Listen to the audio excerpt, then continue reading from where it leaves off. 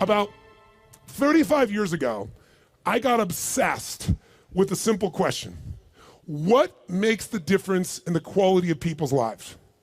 What makes some people leaders and other people followers?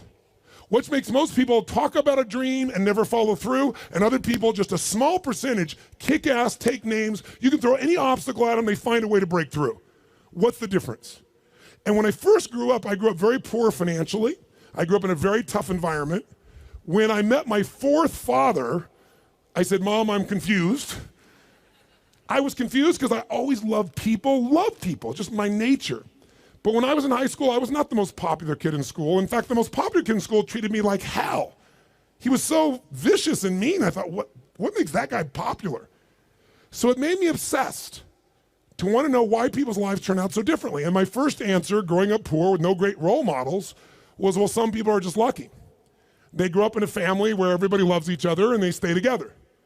You know, some people are lucky. They grew up in a family and everybody's educated, and so they work hard to educate their kids. Or some people are lucky. They grew up in a family with lots of money, so they have resources to travel and learn and expand and do whatever they want. And as much as I wanted to believe that story, that some people are just lucky, that they had a better family, when you pay attention and you're even slightly honest with yourself, that story doesn't hold up, does it?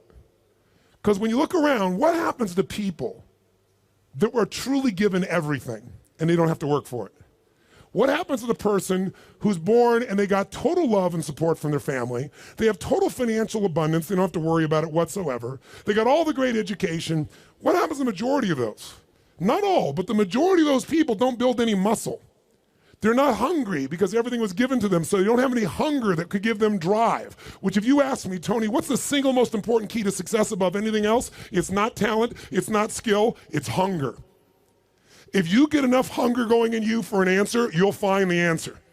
If you get a hunger enough inside of you that says, I gotta take things to a next level, I gotta achieve, I gotta make a difference, I gotta expand, you will find the answer. People's intelligence will expand if they got enough hunger. But if you got everything and you're not hungry, you're not gonna have much. Look at the pathetic people you read about in the rag newspapers who were given everything. And as a result, what do you find out? The majority of people that are given everything, you find them living in rehab. They've been getting everything else, and they're going in and out of rehab for drugs or alcohol or something else. And then you find these people that life seems to have stepped on. You know the kind of people I'm talking about? Life has kicked them in the face. They've experienced tremendous injustice. Nothing has been fair to them. They've been abused mentally, emotionally, sexually, spiritually, whatever. And very often, those are the very people that most of us are inspired by, who achieve levels that most people never dream about and who touch society. For example, what would you guess would be the future for a child if I described their background? Because most people think biography is destiny. What you've been through determines who you are. And most of us, if we're not succeeding, can tell everybody the stories of why we're in that place. But it's much more fun to tell people where you are today in spite of what happened in your life. That's a much more interesting story, isn't it? But if you look around, what if a person's story is this? True story. A person's born and their father's not there as a baby. Their father left before they got there. Their mother is going to raise them, and their mother's 13. A child being raised by a child. If that's all I told you, what would you predict the future of this child would be good? Real positive, uplifting, expansive, powerful, influential, or concerning? Concerning. What if I said this 13-year-old mother didn't know what to do with this baby and was overwhelmed, so she gave the baby most of the time to her grandma, who had lots to deal with? And what if I told you, with grandma not noticing, before this child was 13, she was sexually abused more than 3 times by different people in family and friends? Now, a little baby being abused, a child being abused. What's the future? Doesn't look too bright, does it? What if I told you at 13, when the baby turned 13, this baby became exactly like her mother and became pregnant as well? Followed exactly in her mother's footsteps. What if I told you at 13, when the baby arrived, the baby was stillborn? The baby died at birth. What would that do to an adult mom having a baby, much less a 13-year-old child? What if I told you the kid went a little crazy with her behavior, got so outrageous and out of control, they put her in an institution, but fortunately the institution didn't have enough beds, so they couldn't keep her there more than a few days, and they finally released her to a man who claimed to be her father, who she'd not met. By now, I'm sure you figured out whose story this is. Who is it? This is Oprah Winfrey's story. Oprah Winfrey went through all that we just said, plus she was African American at a time in the US when the President of the United States was not African American, and when many people in the US did not judge people by their character, they judged them by their color based on nothing whatsoever. This woman has become one of the most influential people in the world, females on the planet, and that's her story. So the reason is, whatever story you're being told about the economy, whatever story you're being told around you, you have to be so aware not to buy into a limiting story. Either someone else telling you that or you telling yourself that. And I'll tell you something, it's gotten worse as the years gone by, and I think the US has been the leader in it, and I'm not attacking my country, it's just, it's interesting what's happened in my country in the last 2 decades. Some of you may be old enough to remember 20 years ago when things started to change, because America likes to export their stories. So I think many of you, if you're around then, can remember there was a story of 2 young men who killed their parents in Los Angeles. Their names were the Menendez brothers. Does anybody here remember that story, the Menendez brothers? Keep your hands up so I can see a sense. Yeah, quite a few of you can remember the story. If you didn't know the story, it's about these 2 young men. They killed their parents, their mother and father, at point blank range with a shotgun, murdered them in cold blood.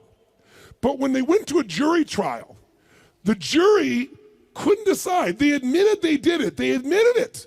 But they said, but our parents were abusive. And so the jury literally was deadlocked. It took 2 jury trials to convict them.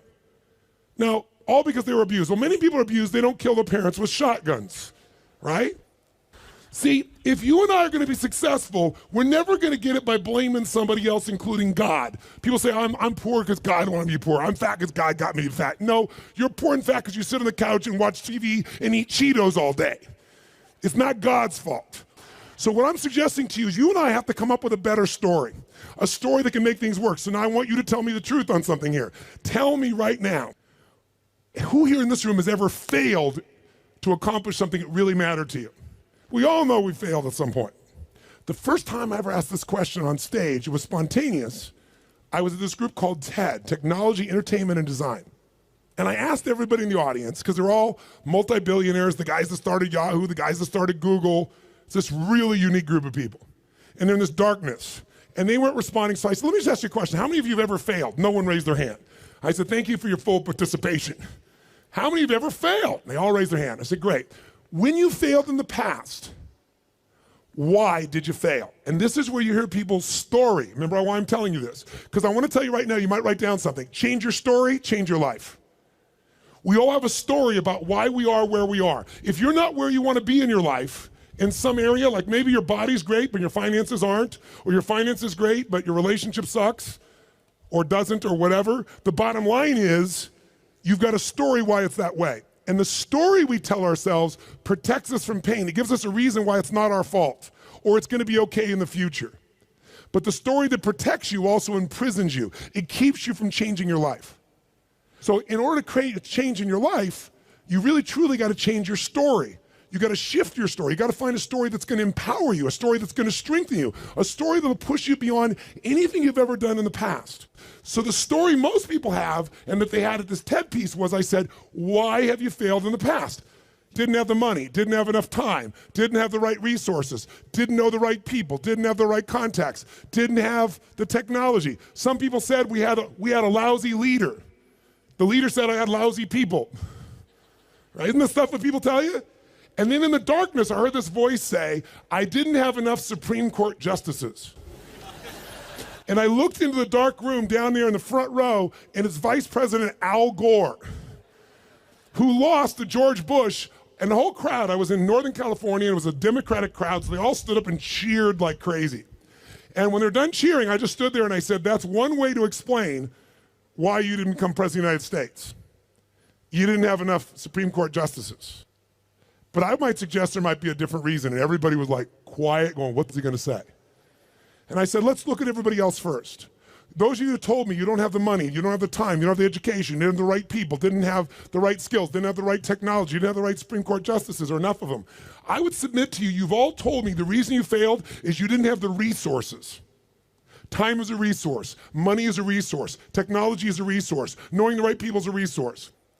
And I said to the audience, here's my experience working with the most successful people on the face of the planet, athletes, presidents of the United States, multi-billionaires. Here's what I know from them. Resources are never the real problem. A lack of resourcefulness is the real problem. I'll say it again. Lacking the resources is not the problem. Lacking resourcefulness is the real problem. What I mean by that is very simple. The ultimate resource is human emotion. What starts wars? Is it logic? Hell no, it's emotion. What makes you get married or get divorced? It's emotion. What will make you stay up all night, work to build your business? Emotion. What will make you give up? Emotion. If you don't master your emotion, if you don't become resourceful, then you're gonna think the problem is resources. Because I'm here to tell you, every great person I know didn't have the resources, but they got them because they're resourceful. And what that means is, if you're creative enough, creativity is an emotional resource, can you find an answer to the problem, yes or no? If you're determined enough, can you find the money that you don't have? Can you find it, yes or no? If you care enough and get other people to care with you, can you get them to help you, yes or no? If you are bold enough, if you're strong enough, if you're disciplined enough, can you get yourself to do things other people cannot find a way to do, yes or no? See, the ultimate resource is resourcefulness. And I tell you that, my friends, because I grew up with no resources, but I became very resourceful, and that's why I have the privilege to be with you today. And I said, so are you, Mr. Vice President? I watched you speak last night, and the previous night he'd spoken to this Who's Who crowd, and he had spoken on the inconvenient truth. And it was the first time he did that speech that they made into a movie. And he was so passionate. And you never saw him passionate, but he was passionate. He grabbed everybody. People liked him, people didn't like him. I said, listen, let me tell you something. You said you didn't have enough Supreme Court justices? Here's the truth. I watched the debate with you and Bush. I wanted to vote for you, but I couldn't. There wasn't any energy. There was just ego there. I said, I watched those debates. I said, if the guy that was up here last night was the guy in those debates, you wouldn't need the Supreme Court justices. And the whole crowd went berserk. They started clapping, standing ovation, and he came over and gave me a little high five and said, you're right. And we became good friends out of it. And people came to me afterwards, the guys from Kleiner Perkins, multi-billionaires, they took me to dinner and they go, we've all been thinking that. No one would ever say that. How could you say that publicly? I said, because it's the truth. They go, yeah, but no one said it. And guess what? The truth is, I don't care where you are today. I don't care if you're totally broke, and getting here was a huge stretch for you. If you can find the hunger inside of you and you can remember, I don't need resources, I need resourcefulness, that'll get me the resources, then anything you dream about you can make real. But the minute you forget that and you come up with a story that goes, I don't have the money, I don't have the time, I can't do it, it's too far away, that's what's gonna kill you. Change your story, change your life. And we all have a story because we're afraid, all of us, to fail. We're afraid to not look good. We're afraid to be disappointed. We're afraid to get our hopes up. But the only way that you get courage, courage means you're afraid, but you do it anyway. It's not courage if you're not scared. And so there's gonna be people talking here the next few days, or today, they're gonna give you some great strategies. Whether you do it or not is not gonna be based on your ability. What you're capable of is amazing. What most people will do is disappointing. It has nothing to do with the content of what needs to be done. It's everything to do with the mastery of your own states. So here's what I believe. My passion is not just get up and talk. My passion is get people to rewire themselves. So how many of you came here not just for information? How many came here for some breakthroughs? A breakthrough means a new quality of life where things that were impossible are possible. Who's with me on this? Say aye. So let me give you 3 keys to a breakthrough. Any one of these 3 can give you a breakthrough, but if you do all 3 of these, you're gonna have an extraordinary breakthrough. So let's start with something so simplistic that none of us would be emotionally attached to it, and we all know it's true. And let's take a symbol in society. All over the Western world, including Australia, and you guys are a bit better than America, but not by a whole lot. What's happened to societies, Western societies, in terms of their health and fitness? Now, I don't know the current numbers here in Australia, but I'll tell you how bad it is in the US. I know you're slightly better than this. 1/3 of Americans are obese now. 1/3. Literally 60% of Americans are overweight.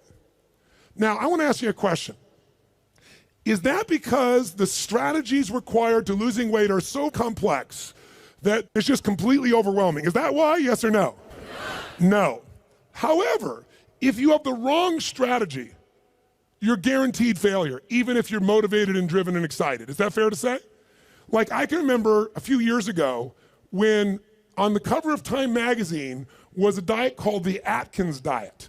And it said, I don't remember the exact number, I think it was 13% of Americans, the largest number ever, were all on this diet.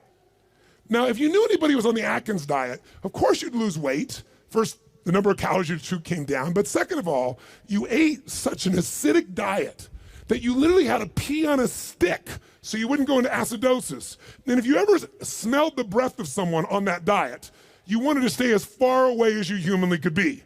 Now, that's not too hard to figure out, that if I got to pee on a stick so I don't go into acidosis and my breath is this bad, this may not be a sustainable approach to losing weight. But everybody did it. So if you have the wrong strategy, it's not going to work. So let me give you 3 things in reverse order of importance, okay? Reverse order, least important first. If you want a breakthrough, one of the things that give you a breakthrough is a strategy. A new strategy could change everything. Does that make sense? A new way to do something. If you come up with the right strategy, it could save you a decade. It could save you 5 years. And one reason to come to a seminar like this, in my opinion, is to gather up as many strategies as you can. And what I want to do in just this short little time I have with you is see if I can give you some strategies that'll give you breakthroughs in whatever you want to go after. Some real quick strategies that really work. What is a strategy? It's a specific way to do something that if you do it that way, you get the result every time. Let's think about a strategy like a recipe.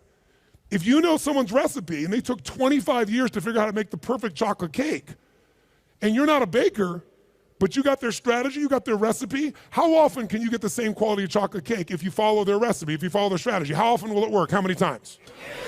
Every single time. That's the beauty of a strategy. So there's going to be a lot of strategies available to you here during this course. I'd be listening and find the strategies that appeal to you most. But I'd submit something to you, my friends. I'm a strategist. I'm a business and life strategist. I'm always finding the little thing that'll change it all. I'm obsessed by it. And I fill up my events with them. But I know something about strategies. You can give someone the perfect strategy, and they can still not do it. They can even know it's the right strategy and still not follow through. That's why the problem in our society is not a lack of strategies. If I said to you right now, okay, we got to lose weight, and we're in downtown Brisbane, and we were to walk 10 blocks, how many places would we pass within 10 blocks that could help you to lose weight, for example, or get fit or get strong? How many? In fact, you don't even have to get up out of this building to learn how to lose weight, because today, God forbid you were going to get up and walk, you could just pull out your iPhone or your iPad or whatever phone you have, and you could download 10 books right now that you'll never read, right? On how to do it. Maybe you'll start reading the first one, and then you'll get a little text. Oh, what's the text say? And you won't read the rest of the chapter. How many trainers are there in the Brisbane area that could get you fit and strong? Are there plenty, yes or no? Yes. So, is it a strategy problem, do you think? No. So don't get me wrong, I believe strategy is invaluable, but strategy without the next 2 is basically worthless in my experience. You know what to do, but you don't do what you know. But the right strategy versus the wrong strategy is critical, and why don't you make a note of this, really important. You have to do the right thing at the right time. I'll give you an example in my country. Buying a house, right thing to do. In my country, 2007, wrong time. If you bought a house in the United States in 2007, right now you're upside down anywhere from 30 to 70%. 70. In places like Las Vegas, they're down 70%. I have a friend that had a $10 million home just sold for $3 million. That's why, my friends, I'm a student of seasons. That's why you have to understand and become so incredibly bright and aware as to what's really going on. So when someone tells you the strategy, you go, is that really right now? Because they'll show you a strategy that worked. The question is it working now? You want someone who's done it and is doing it. People go all the time and they go see someone, let's say a really nice stockbroker who then tells them what to do with their finances, but you got more money than he does. That ought to be a clue he's not the person to talk to. People go to psychiatrists all the time that are taking antidepressants for their depression, and they wonder why they don't get better. I mean, we're weird this way. I'm telling you, if you're going to get a strategy, you better get somebody who's doing it, someone who's getting results. Now, strategy, is it critically important? Even though I beat up on it, is it still a huge advantage with the right strategy, yes or no? Yes. So what's the second thing? The second element, though, that affects whether you're going to use the strategy or not is the story you tell yourself. Does that make sense? Because if your story is, I'm big boned, or I've tried what? I've tried what? Everything. If you tried everything, you'd have the answer. Right? But when people say, I tried everything, what does that do? It makes your brain go, see, I've tried everything. There's no reason to try anymore. It's not my fault. I'm just big boned. I just have low metabolism. right? It's just, I've always been this way. And by the way, people's stories are often true, but they're not effective. It may be true that you have low metabolism. It may be true that you're big bone, but that's not why you're fat. It's because you're doing nothing to change your metabolism. Make sense? Or I don't have a relationship with a great man or great woman because all the good ones are gone. Or they're gay and I'm not, or I'm gay and they're not, something of that nature, right? Isn't that a common story people tell themselves? And what does the story do? It kills your hunger, it kills your drive, it gives you a reason not to face the discomfort. We've all lived in a society that has trained us since we're this tall now. Most of you, by the time you're 21, saw 2 million commercials and had to instantly get out of pain. Instantly out of pain. You know what the problem with getting out of pain is? It takes away the purpose of drive. How many of you know somebody who takes antidepressants right now and they're still depressed? That's because they have the same story. Even though they changed their biochemistry, the same story brings them to that lousy place. If your story is, I don't have the resources, that story is going to kill your future. If your story is, I can get any resource I want if I find a way to add enough what? Value to other people's lives, then you can get the resources. It's so amazing. I don't know, because in Australia, you don't have a lot of places to go. I know there's a few, but how many of you in this room ski or snowboard? In skiing or snowboarding, if you take up the sport and you get on a really vicious hill, what they call a black diamond hill, there's edges where if you don't stop, you go to the edge and you'll die. And what happens is when you're brand new and you're starting to skid out of control, most people slam themselves on the ground and try to hang on to the hill for dear life. And those are the people that will never master skiing or snowboarding because they let their fear of the edge push them down. The person that goes, I'm gonna dig in, I'm gonna work even harder, I'm gonna carve. It's scary as hell, but I'm gonna stay with it. They learn to carve. Those are the people that have skiing or snowboarding be something they love for the rest of their life. Your story is everything, my friends. And by the way, I'm not lecturing you. I'm sharing with you because I've learned by my own stupidity. That's the only reason I can share this. But you change that story, you'll change your life. Give up the story that limits you. It may even be true. You may have ADD. You may have been abused as a child. It may be true. But that story is not why you don't have great relationships or a great business now. You don't have great relationships or a great business now because you're so afraid of trying and failing, you keep telling that story instead of taking action. Third key, the most important key. Because by the way, if you come to somebody and they go, well, I'm big bone, they go, that's just your story. They're going, I'll show you a story, I'll beat you to a pulp. We have to do this to ourselves. But if you are going to help someone change, including yourself, you need the third element, the most important element, and that is you need the right state. State, or Australians call state. State. If you're going to have the right state, then what you have to understand is your state determines how you think and feel, right? How many of you in this room can remember a time when you got really angry at somebody? Did you ever notice when you're really angry at somebody, suddenly you remember everything they've ever done? Because when you go in that angry state, it makes you take the parts of your brain that relate to a story that supports that state. On the opposite, how many of you in this room can remember a time in your life when you fell head over heels in love with someone out of your mind? How many can remember a time like that? Say I. It's been a long time for some of you. Is that all the, make the sound of head over heels in love. Go ahead, make the sound. Is that short-lived for you?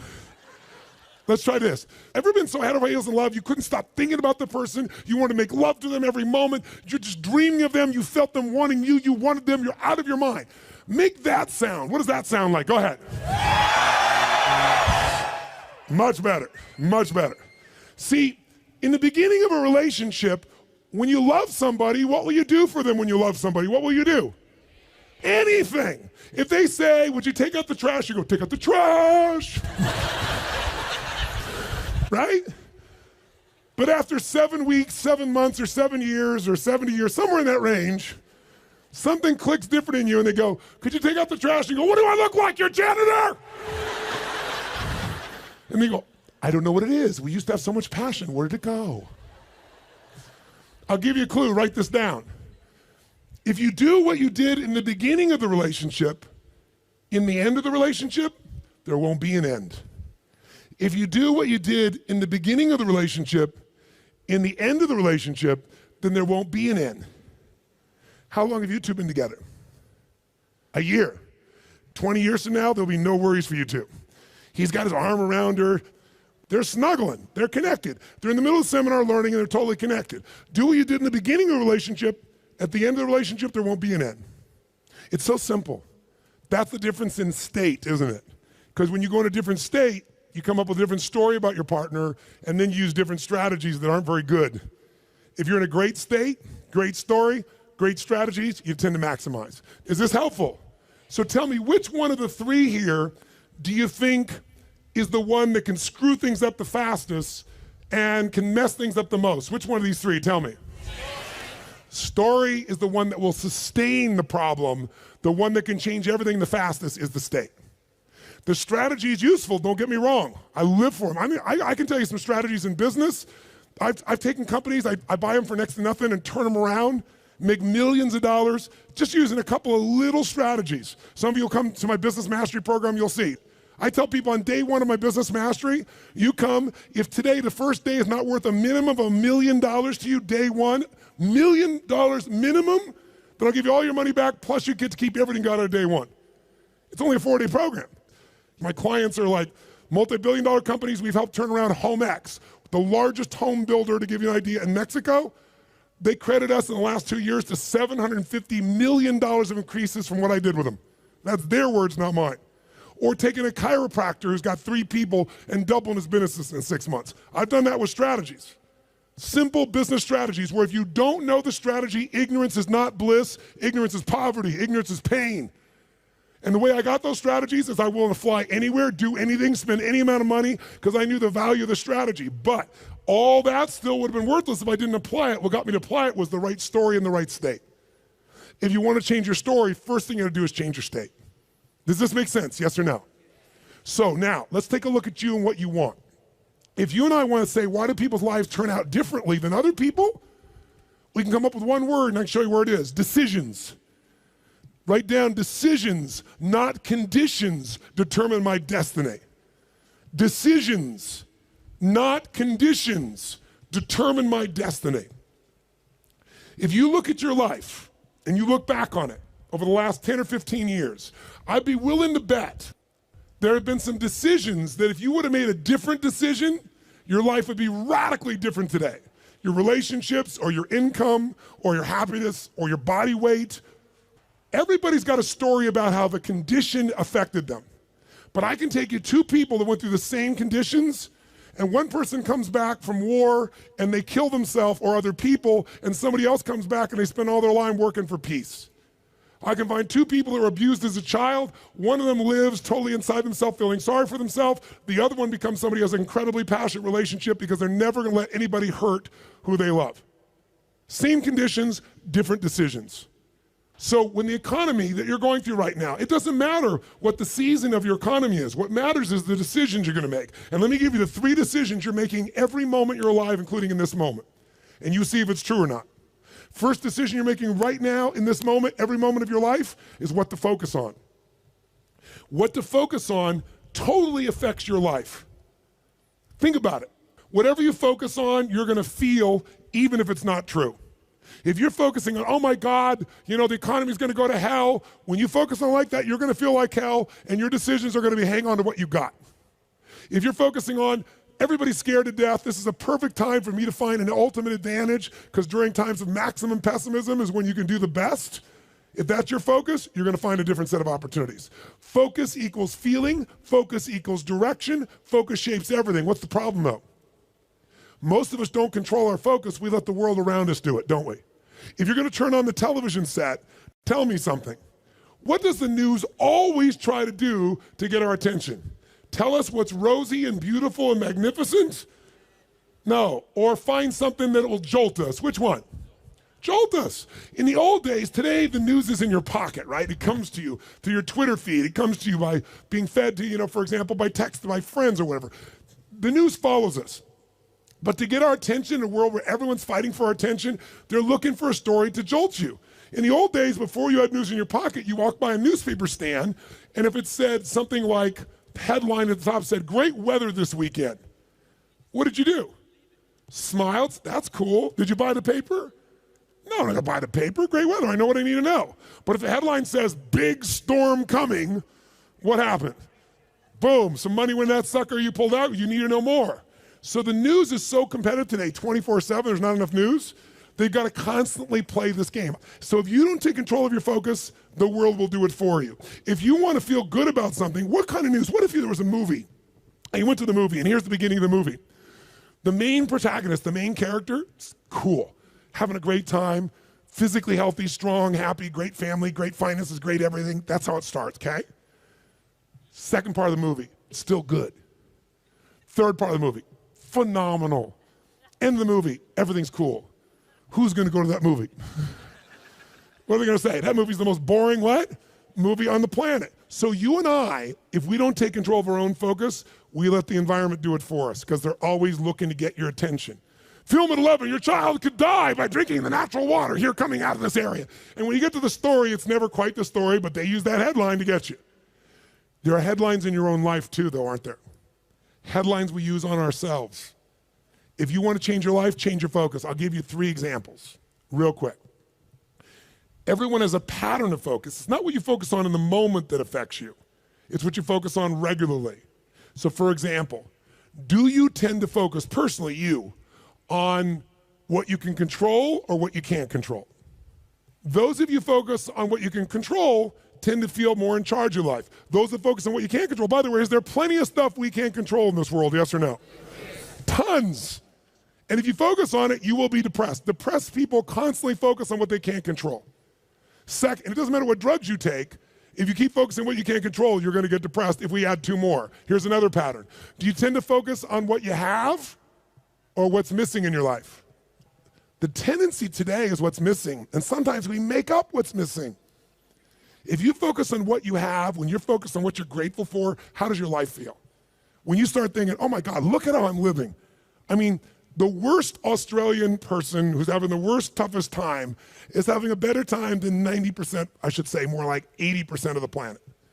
Because about 80% of the planet lives on $2 a day.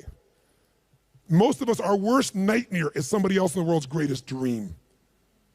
But if we don't focus on what we have, and we focus on what we're missing, you're gonna feel like hell. And don't get me wrong, sometimes focusing on what you're missing will give you some drive. Cool, but you just gotta balance it out. People are depressed, always focus on what they can't control, always focus on what's missing, and here's the third one they have, third one. And by the way, most of you have one of these, maybe 2, not all 3. If you have all 3, I know you get depressed pretty easily, okay?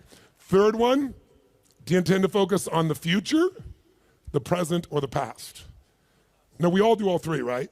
But which one do you tend to put more focus on, the future, the present, or the past? What is it for you? Just say it out loud, quick. Future. Now, in this room, you hear a lot of the future, which in my country is called future. And most of you came here because you're interested in the future, aren't you? Isn't that why you came here? That gives you an advantage, doesn't it? Because most people tend to look at the past. If you're focused on the past, since you can't control it, it's gonna probably, many times, lower your energy or even depress you. If you focus on the present, you'll probably be happier because the present moment's got more to it. A great business person looks at the future and the present, back and forth.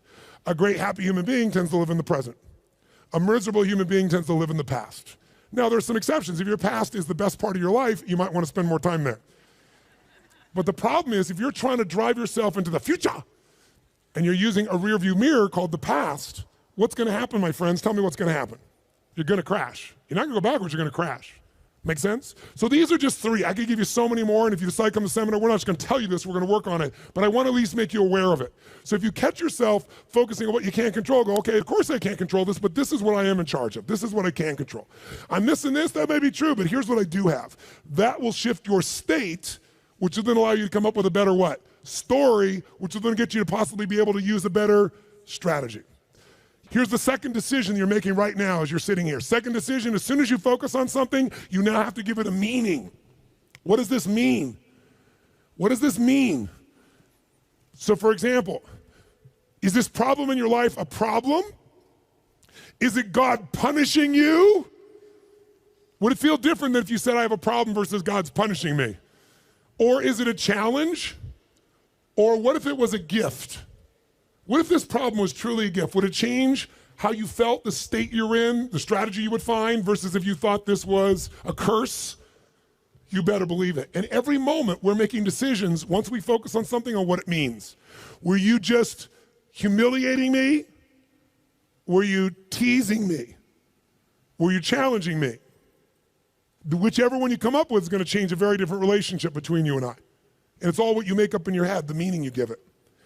Is this the end or the beginning? If you think this is the end of a relationship, are you going to treat the person the same way as if you think it's the beginning of a relationship, yes or no? If you think this is the end of your career, the end of opportunities to invest versus the beginning of them, then your whole experience is different. If your economy really were to take a huge explosion and take a huge drop down, it would be one of the greatest opportunities of your life. The fact that it's no longer growing geometrically is an advantage to you, if you understand that. Because by the way, you make more money when things burn down than when they grow because they burn down faster. It takes years to build the towers in New York, burn them down in a couple hours. And if you're smart, you can know how to do well no matter what the economy is doing. That's really the skill set you got to master. But none of that will you get to unless you can come up with an empowering meaning from the situation. That's what makes somebody successful. What makes Oprah Oprah is she focused on what she could control. Oprah focused on what was possible, what was in the future, and how she could do something right now to make it happen. Oprah mastered meaning. She didn't say, I'm African American, I'm poor and I'm broke and I have no resources. She goes, I'm a tower of power and I'm going to find a way to make this world change. Those belief systems got her, those states and beliefs, to the strategies that made her Oprah. Make sense? So the piece here is meaning. What does it mean? And then the third decision you're making right now, and again, when I say you're making it, be honest. You may not be making these decisions consciously. They may be being made in your unconscious just habitually because you're not paying attention. That's why you and I want to change our life. We got to wake up. So we decide what we focus on, we decide what things mean, and then the third decision, we decide what to do. What to do. Do I quit or move forward? Do I go interview this person and figure out what they know, or do I just go home and have lunch? Do I enroll in this course so I keep growing, or do I go home and say, let's just see how I do? Your decisions are going to be affected. Do I stay married or do I get divorced? Do I walk up to that person and say, I want to meet you, or do I just stay here and go, maybe it's not the right time? Your decisions of what to do are powerfully shaped by the emotions you were feeling, and the emotions came from the meaning.